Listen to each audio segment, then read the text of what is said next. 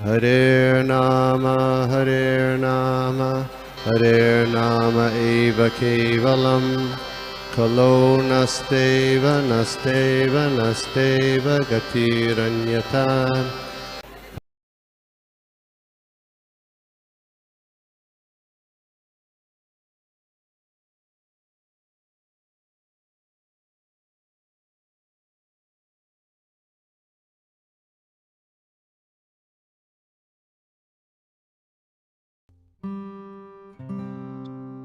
सभी का स्वागत है।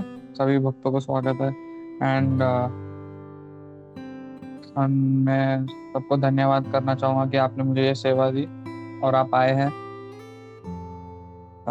तो मैं आज हम देखेंगे श्लोका नंबर स्कंद भागवतम का तीसरा स्कंद 20वां अध्याय और 50th और 51 श्लोक। हम 2 श्लोक देखेंगे तो उसका अनुवाद हम पढ़ लेंगे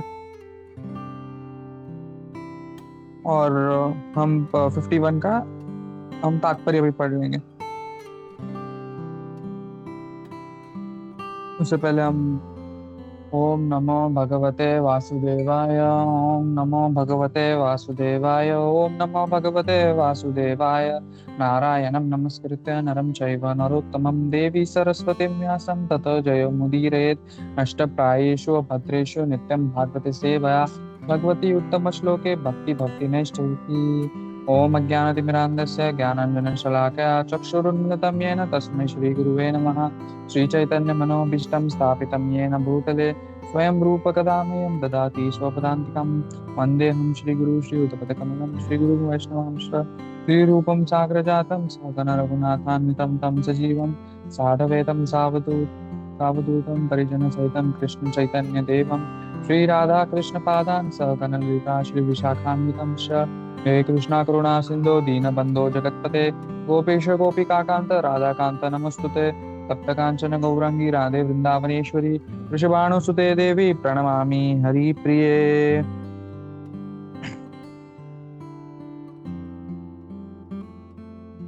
तो हम देखेंगे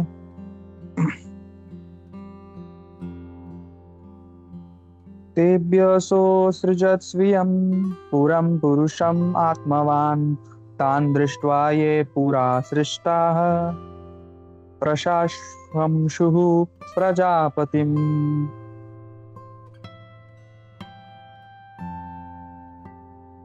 आत्मवान सृष्टा ने उन्हें अपना मानवीय रूप दे दिया।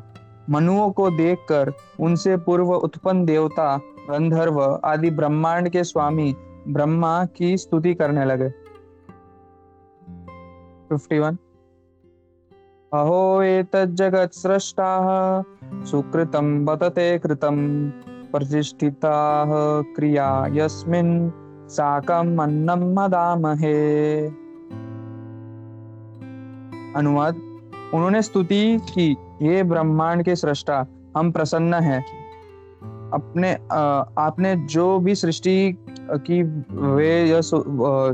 की है वह सुंदर है, क्योंकि इस मानवीय रूप में अनुष्ठान कार्य पूर्णतया स्थापित हो चुकी है। अतः हम हवि में साझा कर लेंगे। ओके। तात्पर्य श्रील प्रभुपाद द्वारा श्रील प्रभुपाद की जय। भगवद गीता में यज्ञ की महत्वता का उल्लेख हुआ है। भगवान पुष्टि करते हैं कि सृष्टि के आरंभ में ब्रह्मा ने मनुओं को यज्ञ संबंधी अनुष्ठान विधि के सहित उत्पन्न किया और उन्हें यह आशीर्वाद दिया, इन यज्ञिक कर्मों का करते रहो, तुम्हें धीरे धीरे आत्म साक्षात्कार का पद प्राप्त होगा और तुम भौतिक सुख भी भोग सकोगे। ब्रह्मा द्वारा उत्पन्न जीव आत्माएं बुद्ध जीव के जो प्रकृति के वश में करना चाहते हैं। याज्ञिक अनुष्ठानों का उद्देश्य क्रमशः जीवात्माओं में आत्म साक्षात्कार को पुनर्जीवित करना है। वही इस ब्रह्मांड में जीवन का शुभ आरंभ है, किंतु याज्ञिक अनुष्ठानों का उद्देश्य भगवान को प्रसन्न रखना है। जब तक मनुष्य भगवान को प्रसन्न नहीं कर लेता अथवा कृष्ण भक्त नहीं हो जाता, तब तक वह न भौतिक सुख से अथवा आत्मबोध से सुखी रह सकता है। तो आज हम इस पे चर्चा चालू करेंगे।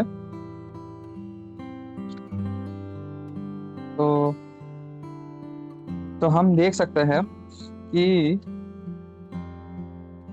जब मनु जब अवतरित होते हैं, जब मनु को जब ब्रह्मा जी बनाते हैं, तो वहां यहाँ पे स्पष्ट किया गया है कि ब्रह्मा जी अपना मानवीय रूप देते हैं। हाँ, तो यहाँ पे इंग्लिश में लिखते हैं हिज ओन फॉर्म। तो हम ब्रह्मा जी के फॉर्म के बारे में क्या जानते हैं कि श्रीमद् भागवतम के पहले स्कंद के पहले अध्याय में है, इतना स्पष्टीकरण किया गया है कि जो ब्रह्मा जी का रूप है वो कोई साधारण रूप नहीं है, और ब्रह्मा जी ने खुद ये अपना रूप मनु को दिया। तो ब्रह्मा जी का रूप कैसा है? एंडाउड बाय परफेक्ट नॉलेज, एकदम उच्च ज्ञान और बुद्धि से भरा हुआ नॉलेज है, मतलब ये शरीर है उनका। और हम देख सकते हैं कि एक प्रश्न करना चाहूंगा किसी को कि क्या ब्रह्मा जी के कितने गुण हैं, आप बता सकते हैं? जैसे कि कृष्णा के 64 है, तो ब्रह्मा जी के कितने हैं, कोई बता सकेगा? 50 प्रभु जी। यस माता जी। 50। यस माता जी, करेक्ट माता जी। एंड हम देख सकते हैं जो 50 क्वालिटीज है वो 100% फुलफिल सिर्फ ब्रह्मा जी करते हैं। वी एज ह्यूमन बीइंग्स, हम जितने भी जीव तत्व है उसमें हमें 1 या 2 या फिर ज्यादा से ज्यादा 10 क्वालिटीज रहेगा, बट कंप्लीट 50 जो है 100% जो 50 क्वालिटीज लेते हैं वो ब्रह्मा जी हैं। इसलिए हमें उनका पोजीशन समझना चाहिए। He is one of the person, मतलब भगवान के बाद वही है जिन्होंने मतलब बोल सकते हैं कि क्रिएशन भगवान का, मतलब बोल सकते हैं जो इस भौतिक जगत में जो पहला क्रिएशन है वो हम देख सकते हैं वो जीवात्मा का वो है ब्रह्मा जी। और हम आगे देख सकते हैं जो ब्रह्मा जी के 100 वर्ष है, इन 100 वर्षों में 36,000 कल्प है। इन 100 वर्षों में 36,000 कल्प है। और ये कल्प क्या है? ब्रह्मा जी के दिन है, और एक दिन में 14 मनवंतर आते हैं, और ये 14 मनवंतर में 71 दिव्य युगज होते हैं। तो ये 14 मनवंतर के लिए 14 मनु की उत्पन्न किए गए थे, और ये हर एक मनु, तो कोई बता पाएगा हम करंट किस कौन से मनवंतर में है?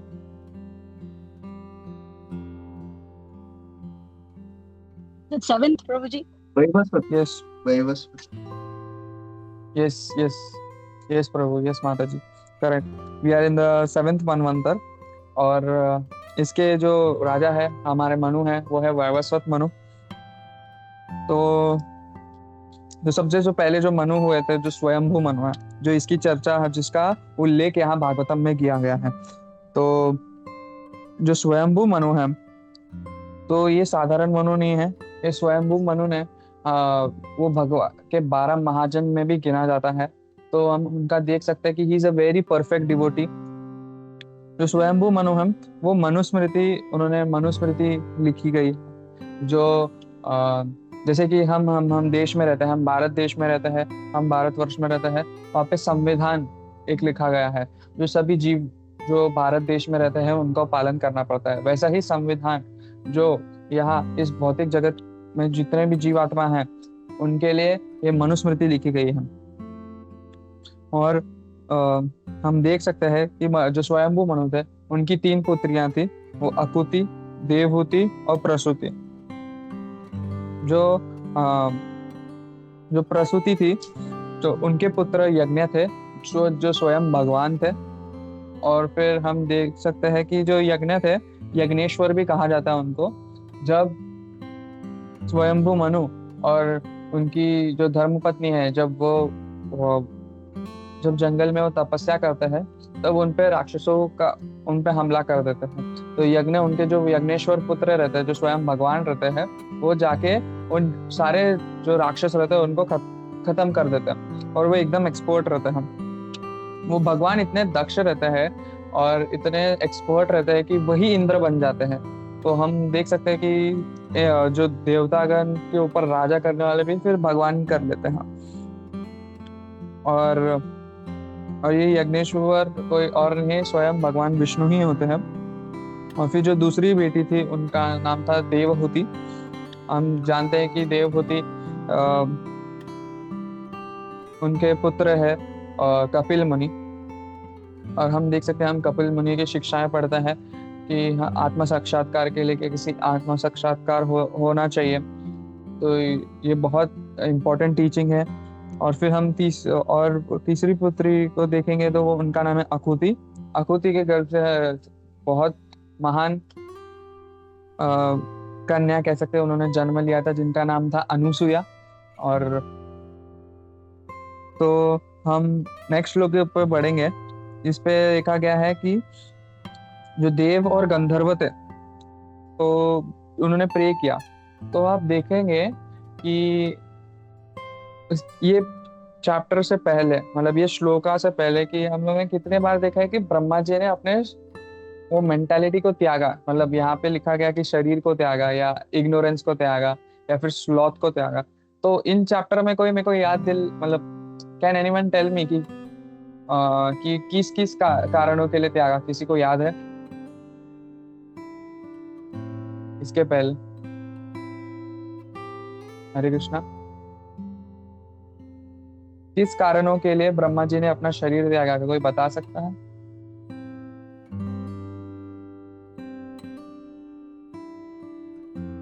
प्रभु हरे कृष्णा। प्रभु एक बार शायद वो संध्या का रूप लिया था ब्रह्मा जी ने।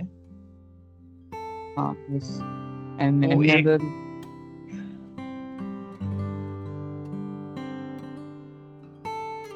Actually, ब्रह्मा, yes, माता जी। Ovak, his daughter. Okay. हाँ हाँ, yes, So, उस समय भी उसने वो मेंटालिटी को त्याग दिया था। हाँ। तो यस, और अगर हम, तो मैंने अमोघ लीला प्रभु का लेक्चर भी सुना था। तो एक बार ऐसा क्या होता है कि जब ये सृष्टि करते हैं भगवान, तो जब ऐसा है, यही चैप्टर में है शायद कि, और अमोघ लीला प्रभु कहते हैं कि जब ब्रह्मा जी जब भी आते हैं भौतिक, तो यहाँ पे पूरा अंधेरा रहता है। तो जब इतना अंधेरा रहता है तो उनको समझता नहीं है कि क्या करना है। तो वो अंधेरे में ही कुछ क्रिएशन करना चालू करते हैं, क्योंकि उनका उतना मेंटालिटी रहता है कि मेरे को क्रिएट करना है।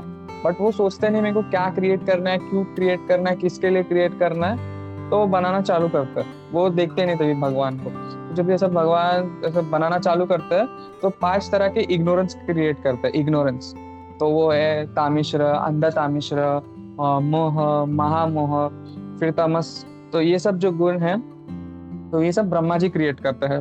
तो ब्रह्मा जी फिर आउट ऑफ डिस्गस्ट, उधर लिखा है कि आउट ऑफ डिस्गस्ट वो त्याग देते हैं, वो शरीर त्याग देते हैं। तो ये शरीर त्यागने का अर्थ है वो मेंटालिटी त्याग देते हैं। तो वो एक बार हो जाता है। तो फिर हम वो भी देखते हैं। फिर एक बार क्या होता है कि ब्रह्मा जी मतलब जब रजोगुण के कारण वो ये कर देते हैं, रजोगुण तमस के कारण उनके नितंब से बहुत सारे राक्षस और यक्ष जो पैदा हो जाते हैं। तो जब वो राक्षस और यक्ष रहते हैं, वो समलैंगिक मतलब समलैंगिक इतने लस्टफुल रहते हैं कि वो समलैंगिक कार्य भी करना चालू करते हैं। और फिर वो बाद में ब्रह्मा जी को भी उसी नजर से देखते हैं। तो ब्रह्मा जी हंसने लगते हैं कि ये क्या कर रहे हो तुम लोग, ये क्या ऐसा, और हंसने लगते हैं।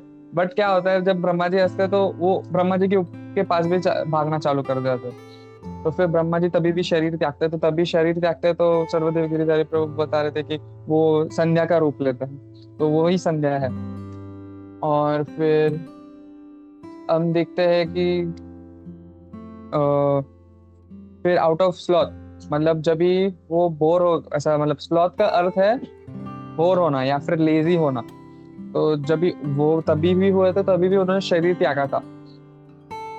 तो और फिर हम अभी रिसेंटली देख रहे थे कि जो सर्प आए थे, जो ब्रह्मा जी ने शरीर त्यागा था तभी।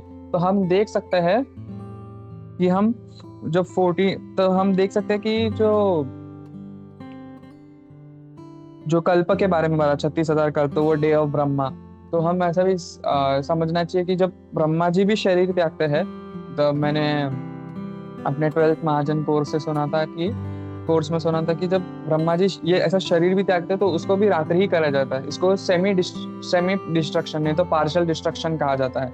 वो जब जो फुल डिस्ट्रक्शन होता है, जब पूर्ण प्रकृति का सर्वनाश होता है, उस वो तो रुद्र करते हैं, वो रुद्र को बुला के करवाते हैं। पर जब ये ऐसा शरीर त्यागा जाता है उसको पार्शियल डिस्ट्रक्शन कहा जाता है।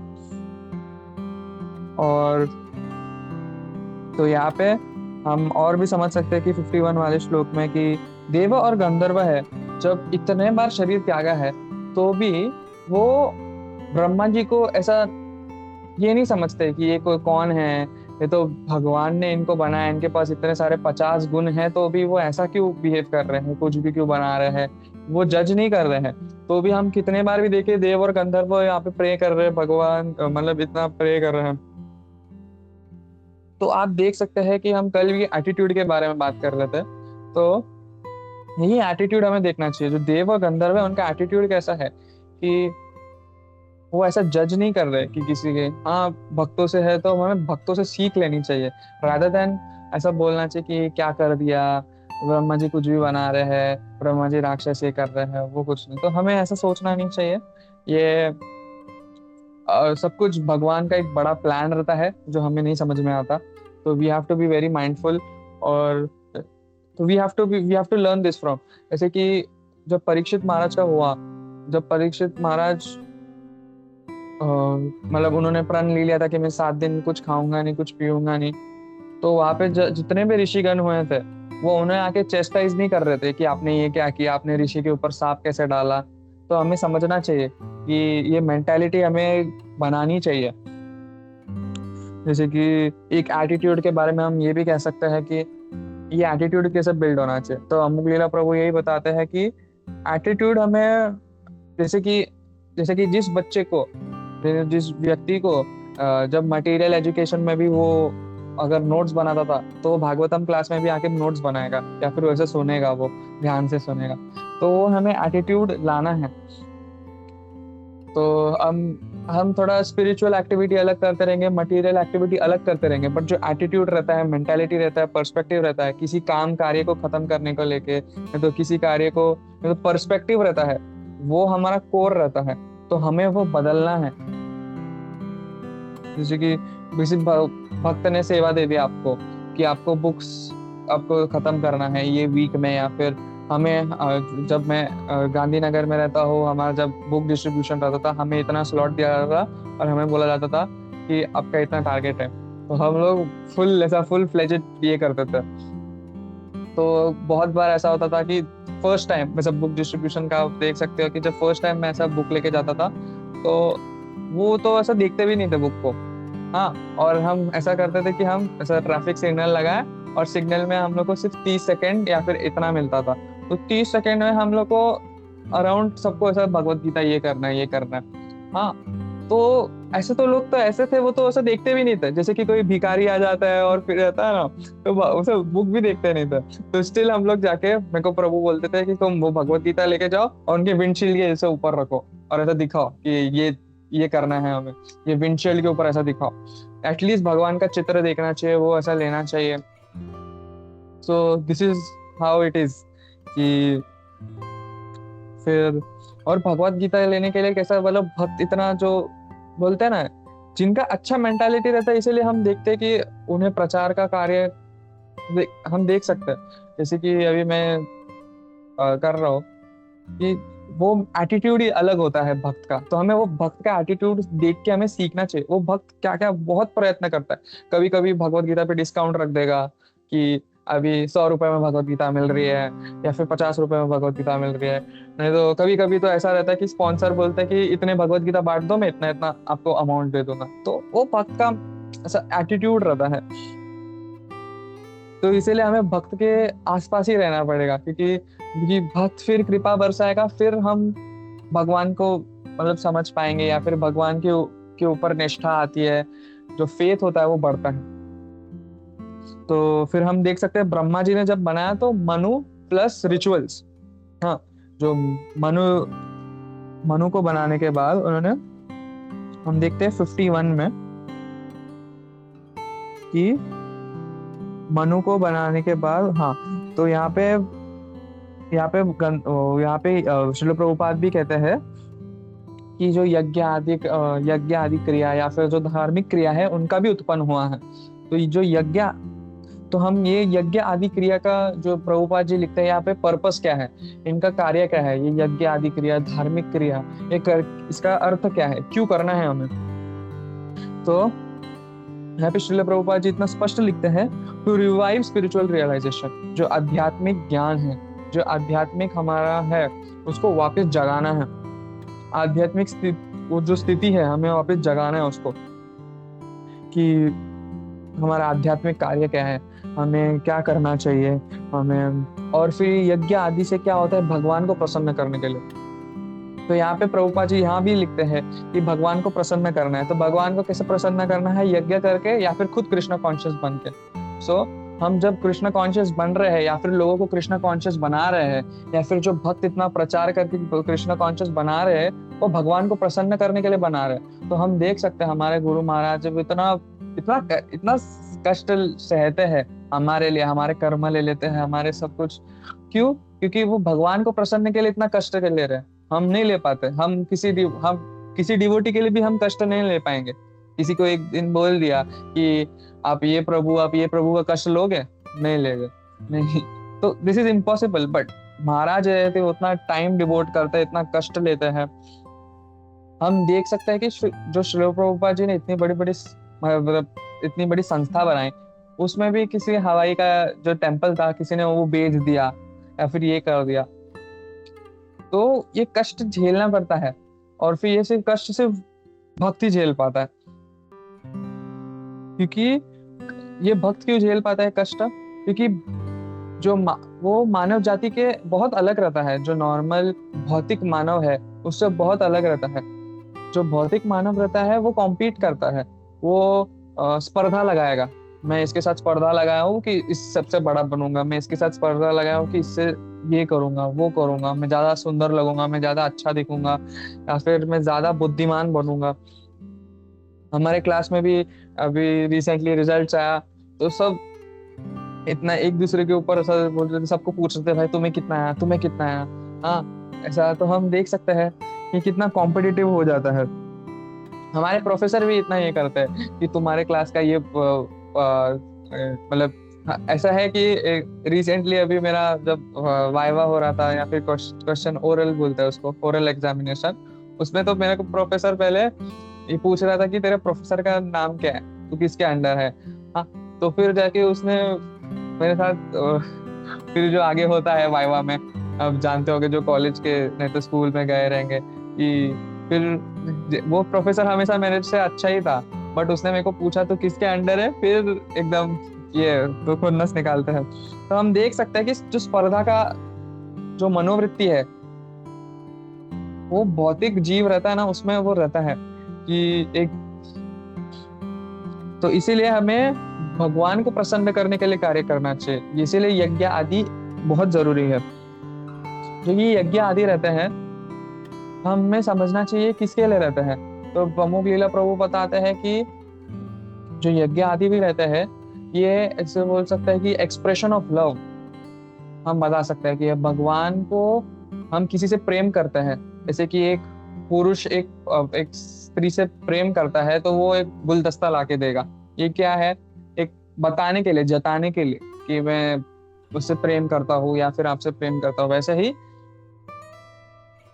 जब भी हम भी भगवान से जो प्रेम करते हैं तो हमें वो एक्सप्रेस करने के लिए ये धार्मिक क्रिया की जाती है।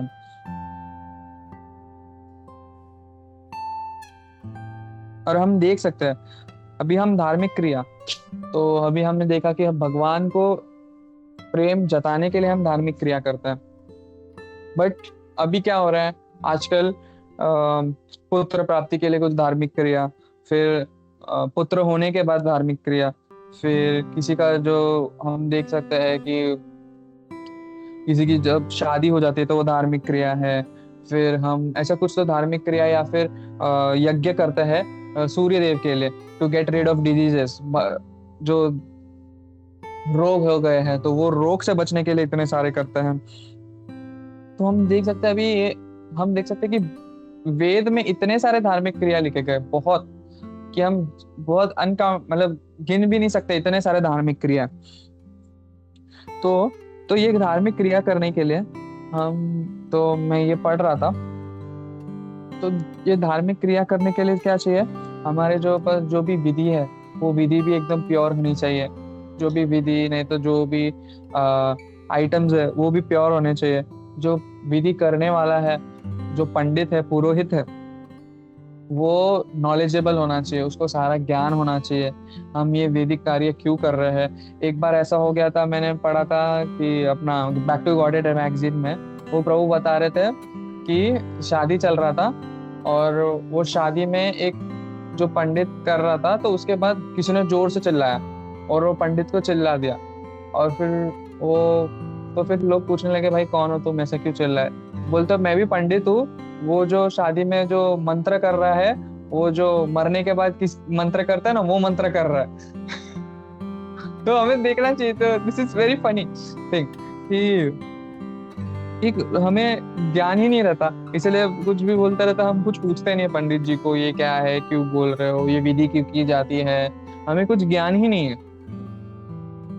और ये कलयुग का है, ये कलयुग है, तो हमें एक्सपेक्ट भी नहीं करना चाहिए कि कोई, हम देख सकते हैं सब शूद्र है, कलौ शूद्र संभव।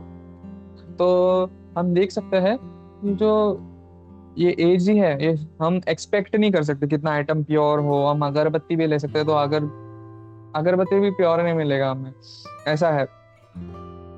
और फिर जो परफॉर्म करना है उसका मंत्र उच्चारण भी परफेक्ट रहता है। मैंने तो ऐसा सुना है, जो काली माँ का जो यज्ञ आदि रहता है उसमें रहता है कि अगर उस मंत्र में आपने उच्चारण इतू सा भी इधर उधर कर दिया तो आपकी मृत्यु हो सकती है, ऐसा रहता है जो सिद्ध करने के लिए जो भी मंत्र रहता है।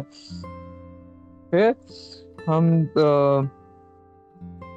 हाँ, तो फिर ये यज्ञ आदि रहता है। और फिर हमारा भी जो भी आजकल जो, अगर इसने इतना प्योर करने के बाद उसको एक पंडित पुरोहित मिलने के बाद भी वो जब यज्ञ करवाता है, तो वो यज्ञ करवाने का भी मेंटालिटी मैटर करता है।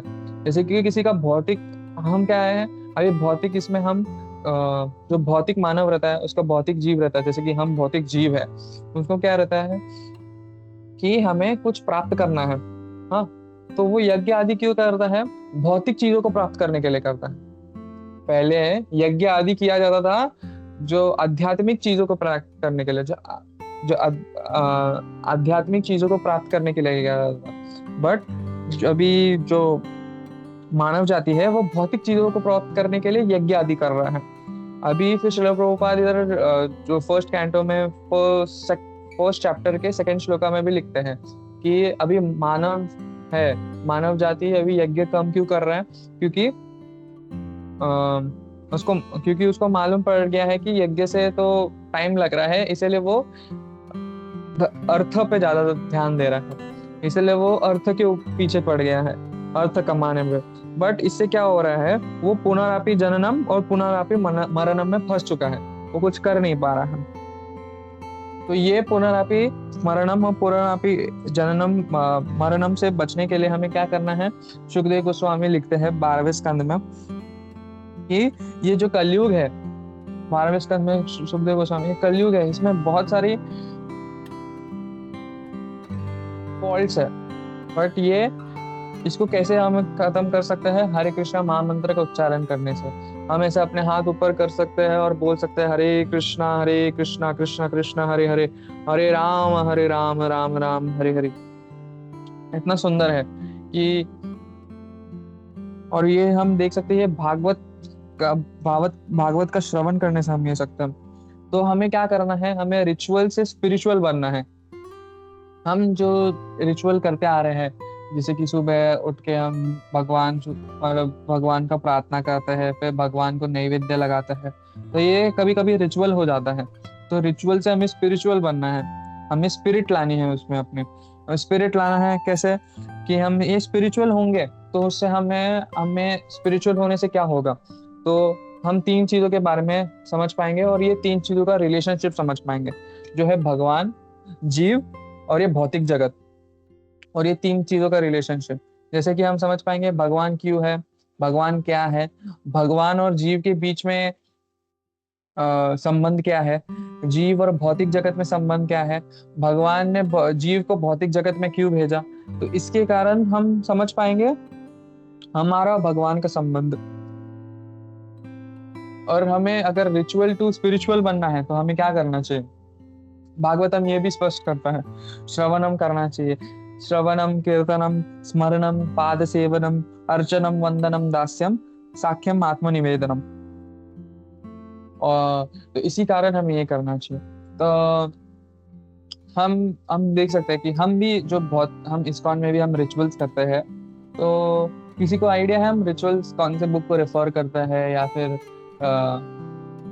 What book do we refer to, क्योंकि हमारे जो रिचुअल्स रहते हैं वो बाहर जो भी है उनसे तो बहुत अलग रहता है। डज एनीबॉडी नो हम कौन से बुक या फिर कौन से किसको रेफर करते हैं, किसके टीचिंग्स को रेफर करते हैं in terms of doing ritual, जो भी दीक्षा हो, जो भी हो। Does anybody no?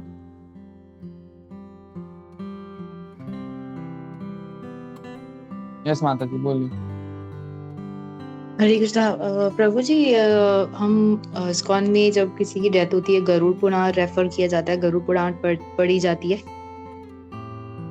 Okay and वो तो गरुड़ पुराण तो है, बट स्पेशली हमारे षट गोस्वामी में से किसी ने स्पेशली मतलब जो रिचुअल्स रहते हैं उसके लिए ये किया है। तो does anybody know that?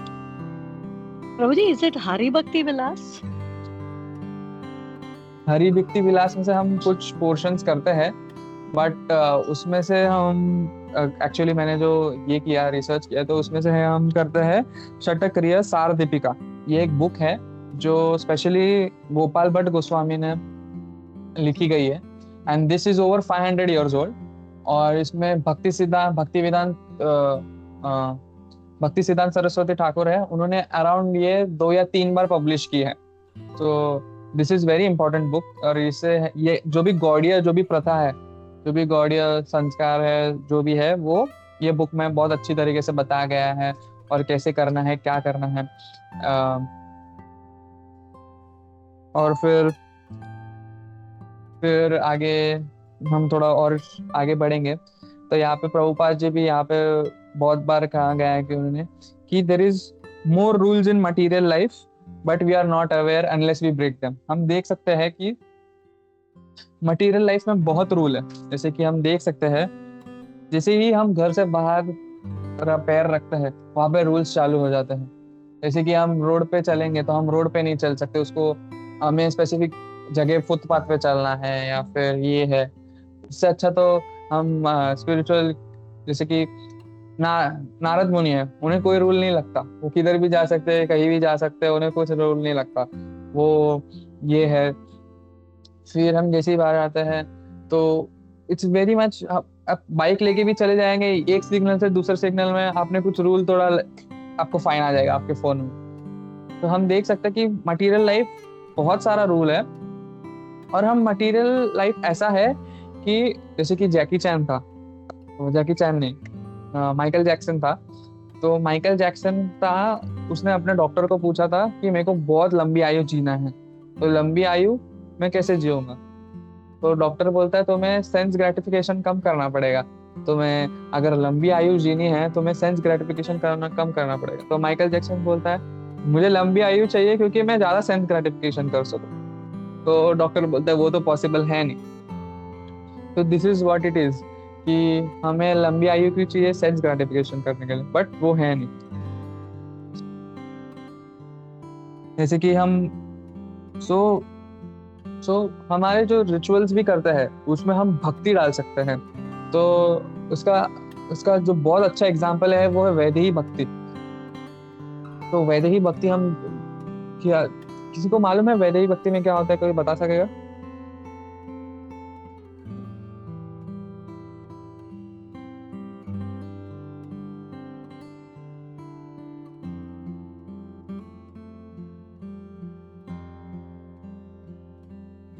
One is chanting और बता सकते हो वैदेही भक्ति में? reading shastras. Yes Prabhu, but हम देख सकते हैं कि ये जो सब रहता है विथ रूल्स रेगुलेशन, एक प्रॉपर क्राइटेरिया रहता है, एक प्रॉपर पैरामीटर रहता है वो वैदेही भक्ति करने के लिए। और यहाँ पे शायद से सनातन गोस्वामी ये भी लिखते हैं कि वी कैन नॉट स्किप, फिर एक वैदेही भक्ति रहता है, एक रागानुगा भक्ति रहता है, which is very spontaneous.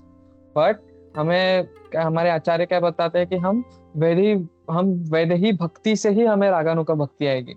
So this is why it's important. So rituals are important in our life too, but rituals का जब धार्मिक क्रिया हमारे जीवन में बहुत इम्पोर्टेंट है, बट जब वो धार्मिक क्रिया सिर्फ क्रिया बन जाए तब कुछ तो गलत है, तभी हमें उसको बराबर करना है। तो हमें वो भाव लाना है, जैसे कि कृष्णा कैसे भावग्राही है, तो हमें वो भाव लाना है। हमारे जो रिचुअल, हम जो भी धार्मिक क्रिया रहता है, हमें उसके अंदर भाव लाएंगे तो भगवान को प्रसन्न कर पाएंगे और हमें अच्छा कृष्ण भक्त बनना है, क्योंकि अल्टीमेटली हम अच्छा कृष्ण भक्त बनेंगे तो भगवान को प्रसन्न कर पाएंगे और भगवान को यही बहुत प्रसन्न होता है। हम देखते हैं कि जो देवी देवता भी रहता है वो भी बहुत खुश रहते हैं जब एक भक्त बनता है। तो हम देख सकते हैं कि उनको भी मालूम है कि स्वर्ग में ना भक्ति नहीं कर पाते, क्योंकि उतने सारे जो प्लेजरेबल एक्टिविटी रहता है, ये भक्त नहीं बनता। ये हम जो धरती पे है वही भक्ति करने का ये कर सकते हैं।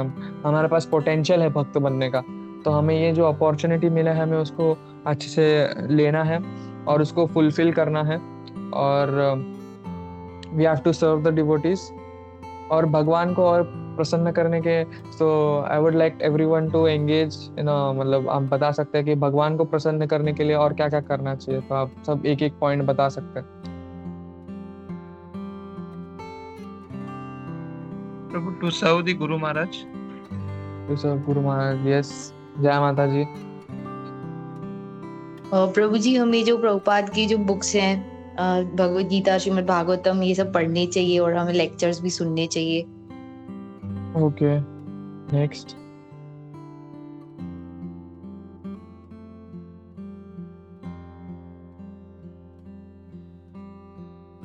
भगवान दो चीजों में प्रसन्न हो जाएंगे, और कुछ है?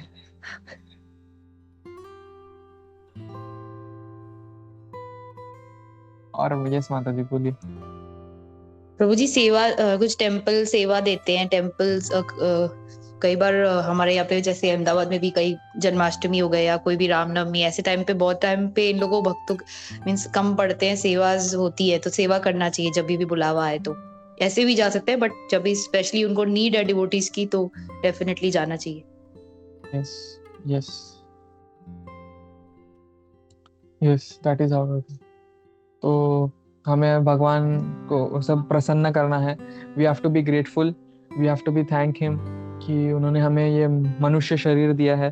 तो भगवान को हम ग्रेटफुल भी होंगे तो हम भगवान को प्रसन्न करते हैं।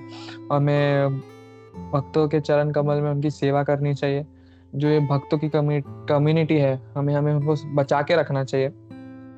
और जो भी भक्ति कर रहा है उसको, जो भक्ति लता है, हम अपनी तो भक्ति लता बचाते हैं, बट दूसरों की भक्ति लता है उनको बचा के रखना चाहिए।